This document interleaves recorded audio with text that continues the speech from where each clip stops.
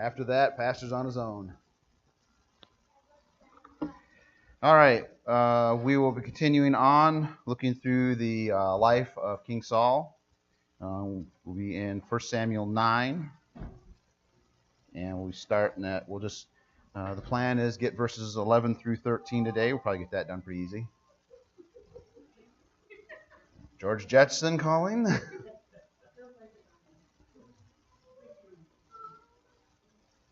It's amazing how many of those tunes, just a little jingle like that, can remind you of all the things you did when you were a kid or watched. All right. 1 Samuel 9, 11 through 13. And as they went, this is Saul and his servant. They've been searching for his father's livestock that got lost. Last week they finally said, look, we've searched for 3 days. We've done everything we can, so, well, we might as well try God now. So, and then the servant said, well, there was the man of God, the prophet, the seer is nearby, so we'll go ask him, see if he can help us out. So that's where they are right now. So as they went up the hill to the city, they found young maidens going out to draw water, and said unto them, is the seer here? And they answered them and said, he is. Behold, he is before you. Make haste now, for he came today to the city, for there is a sacrifice of the people today in the high place. As soon as ye come into the city, ye shall straightway find him before he go up to the high place to eat. For the people will not eat until he come, because he doth bless the sacrifice, and afterwards they eat that be bidden. Now therefore get you up, for about this time ye shall find him. Let's pray. Dear Lord, I pray, Lord, that you'll help me during this time, Lord, Sunday school hour, Lord, that you would just give me the words you want said, Lord. I pray that you would just help me be sensitive to your spirit and just follow your leading. Amen. Verse 11. Get through. This is, they went up to the hill to the city, and they found maidens, and they said, is the seer here? Is the prophet here? When the world comes asking, where is God? Will there be anyone that can point to you and say, yeah, they know who God is? Your workplaces, if anybody says, why would God allow this, or where is God in all this thing going in the world? Would there be anybody there that would know, oh, that person, they've always talked about God? I'll use Wayne as an example here. He's witnessed to many of the people in his workplace. I guarantee you that if anybody had a question about God, they would have no doubt. Oh, you go talk to Wayne there. He's got, he may not have the answers, but, he's talked a lot about this. So, are we known as a Christian? Would those around us even know, if they had questions, would they even know to come and ask us? And that kind of goes into the testimony of a righteous person. We'll hop over to real quick to, let's see, Matthew 5:13, where Jesus is giving the Sermon of the Mount, and this is the salt of the earth verse. He says, "Ye are the salt of the earth, but if the salt has lost its savor, wherewith shall it be salted? It is thenceforth good for nothing, but to be cast out and to be trodden under foot of men." Some of the things that working off of this verse, we've heard a lot. The modern nutritionists, stuff like that, say, oh, you got to cut salt out of your life, got to cut down your salt intake. That's because we're so overboard. It's salts in everything, but salt is essential for life in general. The reason we have problems with it because we Americans, we just do everything in excess. So that's why we got the problem with that. But salt in general, for us to survive, we can't just go with zero salt. One of the things I read, it was, back like, 1000 AD or something like that. There was one country, one of the worst punishments they could give somebody was a month without salt. They just gave them like bread and unsalted, bread and water for a month. And after a month, their whole body was just going crazy. They were It was just the effects of not having salt just wrecked their body. Just like salt is essential to us living, we are the salt of the earth. Christians are essential for the life of the world. A a righteous remnant can forestall the judgment of God on just for the judgment of God, period. We've got several examples of that through the Bible. Over in Genesis, we all heard the twin cities, Sodom and Gomorrah. God said, I've heard of Sodom and Gomorrah. God knows everything. But it's one thing also, you may know something, you've studied it, or you know about it, you've heard about it, you got all the facts, but to be able to go down and, firsthand see, this is, verifies everything I've heard. So God said, I'm going to go see of all the wickedness of Sodom and Gomorrah.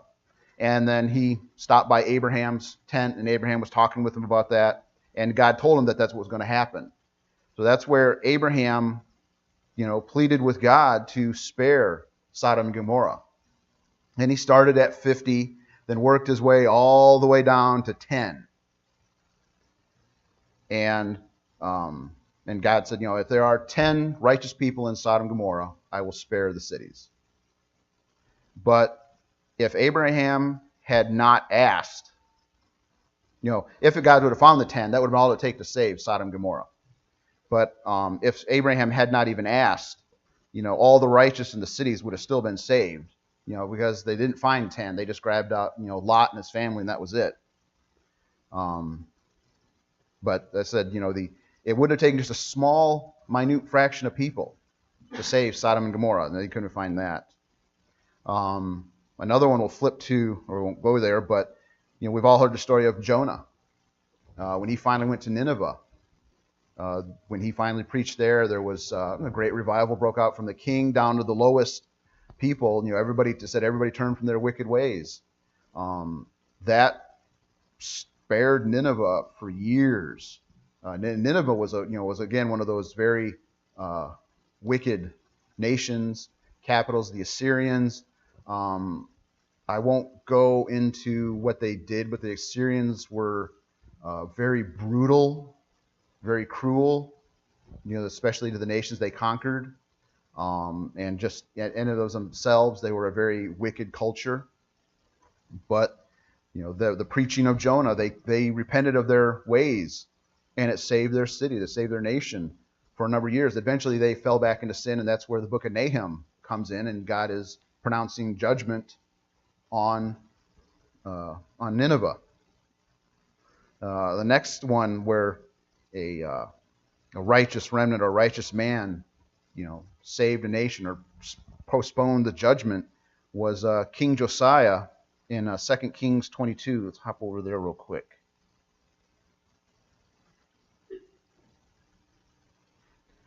Verses 19 and 20. And at this point, for the King Josiah, he started to repair the temple of the Lord. And in the process of it, they found the book of the law. And they brought it before the king, and the scribe, read the whole book of the law to Josiah. And at the end, he reads, everything that was told to him. It's a little bit further up. Oh yeah, verse 11 says, "And it came to pass when the king had heard the words of the book of the law that he rent his clothes. And the king commanded Hilkiah the priest and Acharam the son of Shaphan and Achavor the son of those people, saying, Go inquire of the Lord for me, for the people, and for all Judah concerning the words of this book that is found, for great is the wrath of the Lord that is kindled against us, because our fathers have not hearkened unto the words of this book to do according to all that is written concerning us." So he finally learned, this is everything that God has demanded in his commandments, and we've violated them badly. So he sent the priest to a prophet to find out, what can we do? What's going to happen?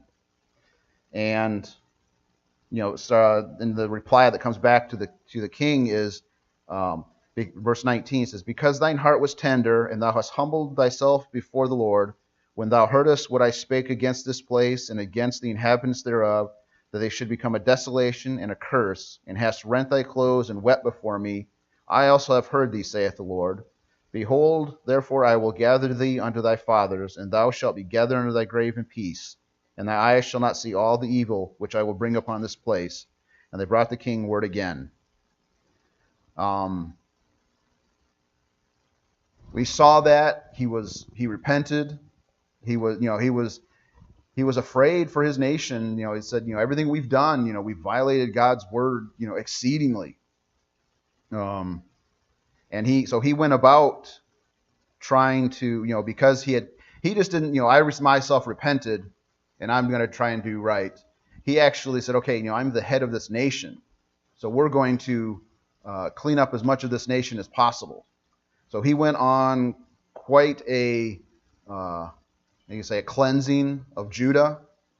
The next chapter over, 2 Kings 23, it says, "There was no king before or after him that turned to the Lord with all his heart and with all his soul, with all his might." There was no other king that turned wholly unto the Lord like King Josiah. And God said, because of that, I will forestall judgment on Judah. But two things, the first thing is, I wonder if God would have stayed his judgment if Josiah had not been as zealous. If he, if it was told us that judgment is coming to America, as in like next week or the next month, and our life is the only thing that stands between America and judgment, would we be able to, willing to live the righteous life? Because Josiah did this his whole life that he had before him until he eventually died in battle. But said there was no king before him that he turned to the Lord with all his heart, with all his soul, with all his might. It was everything he did was toward for the Lord. The other thing is, God, says, put basically, I think as William puts it, he basically put judgment in neutral. And it just sit there, and the car wasn't going anywhere, the judgment wasn't going anywhere, it was just there. But I believe that if God had postponed his judgment for one righteous king, he would have postponed it again for another righteous king. If the next king, if Josiah's son had been just as righteous as he had been and followed God just as much as Josiah had, God would have postponed the judgment again for another generation, for another king.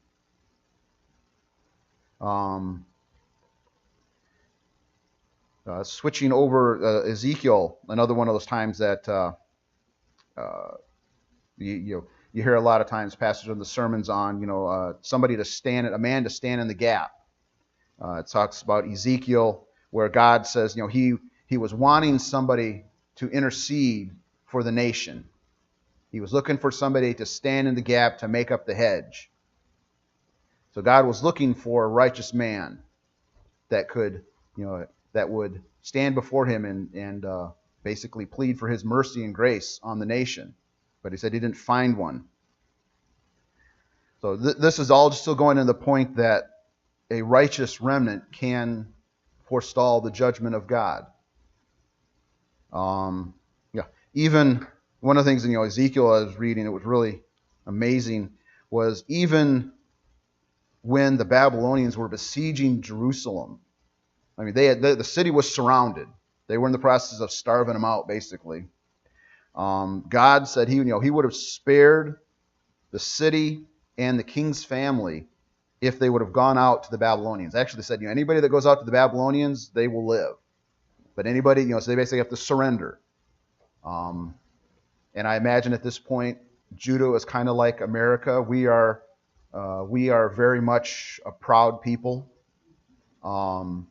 We don't, to bend, to submit to somebody, really goes against the grain. So imagine the same with them. They didn't want to appear weak. But they were told, if you and your family go out to the Babylonians to surrender, I will spare your family and I will spare the city. It won't be sacked, won't be burned, won't be destroyed. Even though they were still being judged, God wanted to show them mercy if they repented and humbled themselves, but they didn't. Another one, they got a couple more examples here of people that a righteous person forestalled judgment. Was Moses and Israel coming out of Egypt. Anybody that's read their Old Testament about that, the Exodus, book of Exodus and such like that, there are just so many times that Moses had to stand, basically he stood in the gap. He was the man God was looking for, to stand in the gap to beg for forgiveness and mercy for the people. There's just multiple times Moses had to do this. But there comes even a point that when a nation or a person or a people will sin so much that not even the righteous will stay God's hand of judgment. Book of Jeremiah, God says, if Moses and Samuel, were with these people, they could not persuade me to think kindly toward Israel. I mean, you think of everything, Moses, even in the New Testament, they were saying, we are the disciples of Moses. They highly revered Moses. And Samuel was, one of the actually the last judge, one of the great judges of Israel. But God said, these two men that stood before me and did miracles and led the nation, if these two people, this nation has gone so far and so wicked, they could not stand in the gap and persuade me not to judge these people.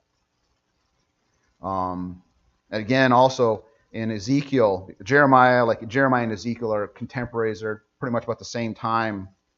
The nation, it said, the nation had sinned so bad that God said, if Noah, Job, and Daniel were in the land, like back when he said in Sodom and Gomorrah, God said, if there were just 10 people saved, I would spare Sodom and Gomorrah. But he says, and this had just said, just saved, righteous people. Didn't say, how good a quality of Christian they were. I mean, Lot was still a righteous man, but he was not did not live a very righteous life. But, we know Noah and Job and Daniel. We've read all about them, their lives and what they went through and how God esteemed them as very, righteous men. Interesting note, when Ezekiel wrote this, in Ezekiel 14, talking about Daniel, it's very likely Daniel was alive at this time. And that kind of reminds me, there was a little comic strip years ago that I read. It shows this old guy getting out of bed on the phone going, "He did what? Okay, meet me at the stadium." And then it shows these 4 or 5 guys with sledgehammers at some football baseball stadium, and they're pounding the name of this guy off the front of the stadium. And they go, "Okay, from now on, we wait till somebody's dead before we name something after him." Because how many times have somebody been lifted up and exalted and found out that, they've did something wrong, and, whoever exalted them, is now humiliated by their actions. So you wait till somebody, before you really, exalt somebody or start, extolling how good they were, you wait till they're dead, because then, there's no way in the world they could mess it up. So that's what's kind of, God says, Noah, Job, and Daniel. Daniel was still alive, but God said he's such a righteous man that I don't need to wait till he's dead to say how good of a man he was. But going back to the original thing, the nation of Israel or Judah had sinned so bad that God said, if these three men that were in the nation, they could not dissuade me from pronouncing judgment on the nation. They themselves would be spared, but no one else, not even their kids, their children would be spared, but they themselves. Same thing going back to King Josiah. The life of King Josiah stopped judgment on Judah for as long as he lived. But that was after he passed away, God said, okay, judgment is back on track now. So that's the little section there, how the righteous, the saved, can forestall the judgment of God. The salt, preserving essential for the world. The next thing salt is used for is to preserve food. It prevents the rotting. How often, even in today's world, do we hear of the righteous opposing some wicked action? It doesn't take much salt to prevent something from spoiling. You don't know if you've got like a pound of steak, you don't need to dump 2 pounds of salt on it. So just saying, it doesn't take many righteous to forestall a wicked action. How often did Israel, change and follow God because of a single judge or a single king, led the nation in righteousness? Another thing, how bad, if there is no salt, there's nothing to prevent, the rotting, the spoilage. How bad can the world be, or how bad can the world get without Christ? To the point in Genesis 6, God said, that's it. The thought and intents of man are continually evil. It's so bad that God says, I'm going to destroy everything. An interesting point about that, using the mathematics and population growth numbers and such like that, it's estimated that the world population was anywhere between 5 and 20 billion. And William has made that point about how when God said God destroyed everything. When you get a population above about 3 billion, you need, how we got our roads out here and our transportation systems. When you get above 3 billion people, you need something like that to keep everybody fed. You know how much of the pre-flood civilization we found? Not much, if anything. The amount of infrastructure to keep that many people alive, it's gone. God destroyed all of it. Just a little side note there. Another example of what happens when there is no righteous or no saved to prevent, to put a check on the wickedness of the unsaved, was the end of Judges, where it says, in those days there was no king in Israel. Every man did that which was right in his own eyes. This leads into the story of where a Levite's concubine was assaulted and murdered, and the people rose up and said, "Hey, told the tribe of Benjamin, deliver up those that did this." And Benjamin said, "No, we're going to protect them." And then in the process of that, the tribe of Benjamin was nearly wiped out. But all of that, that happened because there was no king, there was no righteousness in the land, not as many righteous people to forestall the judgment of God, or to prevent this sort of thing from happening. Let's see, is that the last one?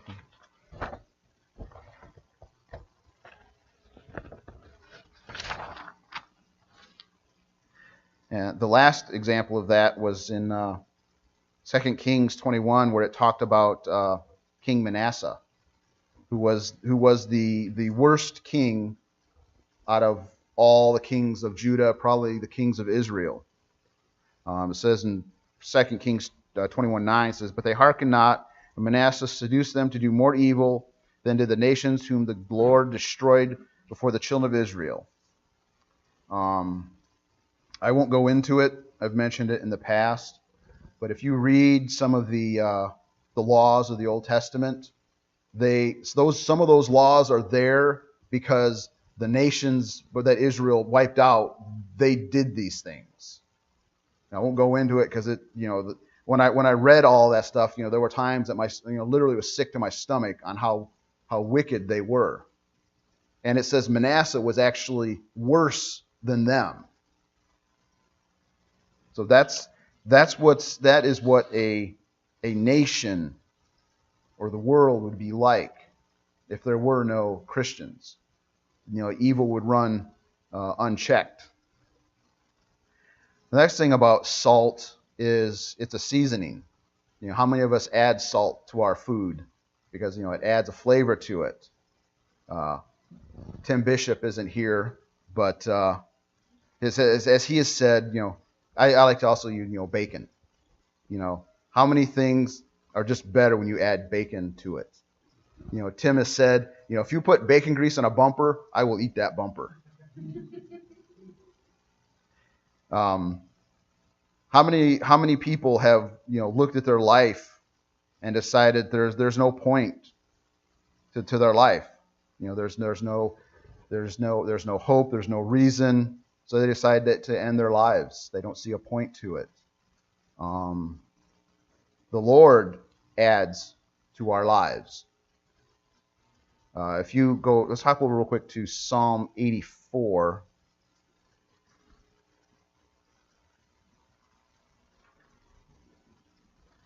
Verse 10. It says, "For a day in thy courts is better than 1,000. I had rather be a doorkeeper in the house of my God than to dwell in the tents of wickedness." You ever wonder how much better God is compared to the world and all the treasures thereof?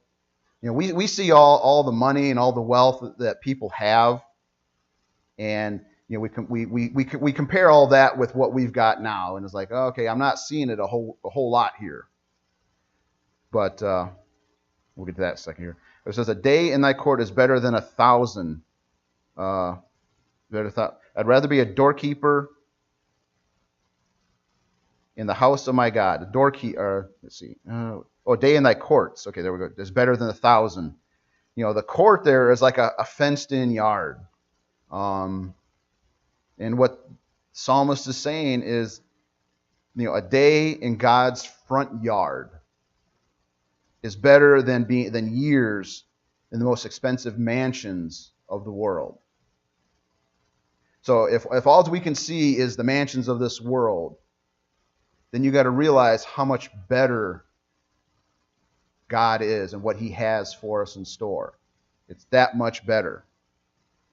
It says that you'd rather be a doorkeeper in the house of my God than dwell in the tents of the tents of wickedness. The doorkeeper, somebody who just stand, basically almost like Andy out here, is standing by the door to let people in. It says it's better to be, the doorman, the lowest of the low in God's presence, than to be the owner of all the wealth of the world. And it says, dwell there. That is the definition of that is to heap up, to pile. So when it's talking about, the dwell in the tents of the wickedness, it's talking about, this isn't talking about just, somebody that's moderately well off. Somebody that's, they've got enough money, they don't really need to worry about it. We're talking Scrooge McDuck level of wealth. I mean, where billions is rounding errors for him. I mean, that's what they're talking about, heaps and piles of treasure. They said it's better to be, the lowest of the low in God's kingdom than it is to have, all the treasure, all the wealth of the world. The next part about how, salt, the seasoning, and it just makes our life so much better. Proverbs, Pastor's actually probably going to get to this pretty soon. Proverbs 10:22 says, "The blessing of the Lord, it maketh rich, and addeth no sorrow with it." And when it said it maketh rich, I'm pretty sure it's not talking about monetary wealth. It's talking, spiritual wealth. But how many worldly activities have regret attached to them. The one thing comes to mind is those that consume alcohol. They wake up in the morning and they got the pounding hangover. They've spent who knows how much on all of it. And there's also how many times have we heard stories of drunk driver hits somebody on the way home and kills somebody? I mean, even if it isn't drunk driving and alcohol, when we enjoy the world's pleasures, the blessings of the world, a lot of times we wake up the next day, we now have to pay for that in time, treasure, and our body for the fun we've had. Not going to say anything's wrong with it, but I had a cousin that was into motorcycle riding a lot, but he had enough accidents and such like that finally the doctor says, "Look, you have one more accident. You're looking at permanent back injuries and stuff like that." He was paying for his worldly fun. There was nothing wrong with the motorcycle racing in of itself, but it still was a worldly activity, and his body paid the price for it. Conversely, how many of us have... One second, Bob. How many of us have ever regretted being at church or regretted going down to Camp Zion when God shows up? How much regret has there ever been on those times? God, the blessing of the Lord, it made us rich, and there was no sorrow attached to it. We can always look back on those times, and they're good times, and we can rejoice in what God did. Bob. Years back, this calendar, and I had a glass of Mexican kids and Grant, that area. Yes, wanted to start that up, and we did. And we had 13 kids the first time. Basically, we marked keep them in between. But every week, got better, and they kept coming back. And these kids had access to internet, unity. They had 13 to 17 years old. They kept coming back week after week after week. And I scratched my head over that for a long time. Why did they continue? They came here and they had a good time. They had fun. And they went home and there was no guilt involved, no regret involved in the time that they had here, listening to sometimes very short, sometimes by the end of the 6 months, past other 8 to 2 entire lesson. But that was the only thing I could come up with in my head. Was that they kept coming back. They didn't take any guilt when we went home. They enjoyed it. Yes. The blessings of the Lord, it maketh rich, and it added no sorrow to it. There was no, as Bob said, there was no guilt. There was no worry that I'm going to be punished. I don't have to hide this. No one's going to. If somebody, if the police find out I went to church, they're not going to care. I'm not going to get in trouble for that. The last part of the verse there about salt, if salt has lost its savor, it's not good for its intended purposes anymore. If you tried to use bad salt, it would only make things worse. A saved person that has a bad testimony, hurts the cause of Christ. So that's one of those things. If, like I said before, if you're one of those aggressive drivers and you're speeding, cutting people off, and road raging, stuff like that, the person you just ran off the road, don't try and witness to them. Just don't. But God can still use bad salt. It's like the one saying that I've got to put up. Sometimes your purpose in life is to serve as a warning to others. If you make God can still use you, even though you may be a backslidden Christian, but it may be an example to others on what not to do. All right, so real quick here, just got a little bit left. Verses 12 and 13 is Saul has come up to the maidens to ask them where the seer is, where Samuel is. And you read, I don't have really the time to go over it, but you read on how they answered. Well, he asked them, and One, that just like if somebody were to ask us, where is God, or how do I talk to God? Can we give them an answer? And what type of answer will we give? If the maiden's answer wasn't a short yes, he's here, that's it. They gave everything. They gave the who, the what, the why, the where, the when. They gave it all on where everything was going on. We'll have to skip some of this other stuff here. But also, they were excited about it. You read it, look, this wasn't, like a drudgery to them. They didn't, they acted like it was important to them. They were excited to pass on the news that, yes, the seer's here. Yes, he's going to be going up at this time, and this is where you can find him. How many of us, we have a favorite subject? And when somebody mentions that favorite subject, oh man, we've got our litany of things that we like about whatever the subject is. I noticed Bill did that to me last week. It wasn't a favorite subject, but he mentioned something. I launched into my tirade. I had it all planned out of what I wanted to say. All Bill's had to say was, ask Tim about this. And oh man. But it's the same, we've all got a favorite subject, and we talk about it. We're animated, we're happy, we're glad to tell people about it.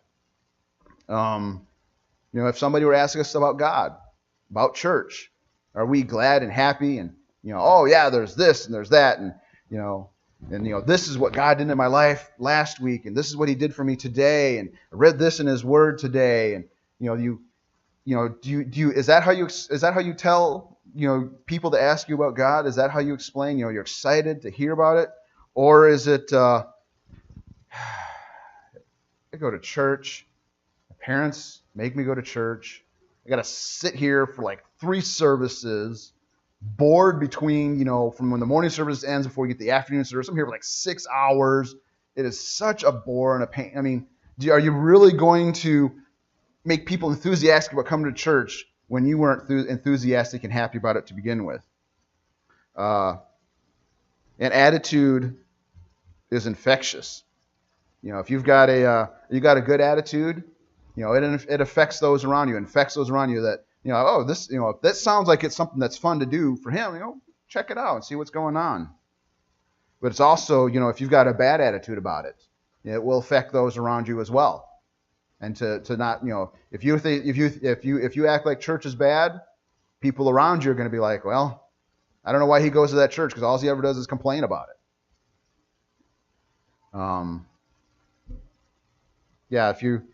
I said I got a little bit more, but we run out of time on that. But just the ready answer of the young maidens, and they had the answer, and they were excited to share it. So let's pray. Dear Lord, we thank you for this time, Lord. We thank you for just these lessons from the life of Saul, Lord. I pray that you be with the upcoming services, Lord, that you just guide and direct Pastor to just to speak your word.